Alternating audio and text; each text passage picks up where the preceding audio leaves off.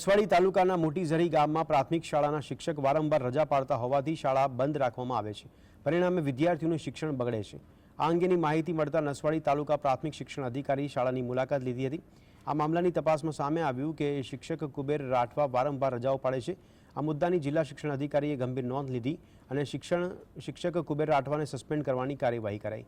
આ મુદ્દે નસવાડી તાલુકાના તલાવ ગામના પ્રાથમિક મુખ્ય શિક્ષક સરફરાઝ સુરતીએ શાળામાં વિદ્યાર્થીઓની સંખ્યા 0 દર્શાવતા તેની પણ બદલી કરવામાં આવી હતી।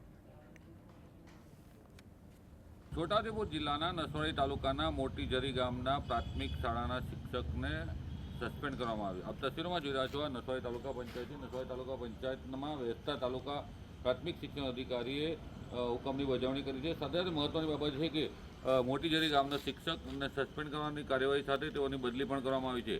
જ્યારે નસવાડી તાલુકાના તલાવ પ્રાથમિક શાળાના શિક્ષક જે બાળકોની સંખ્યા 0 કરી દીધી હતી નવા સત્રમાં, તેની તપાસમાં પણ તે શિક્ષકને દોષી ઠેરવવામાં આવ્યો છે અને તેનો એક ઇજાપો અટકાવી અને તેની પણ બદલી કરી દેવામાં આવી છે।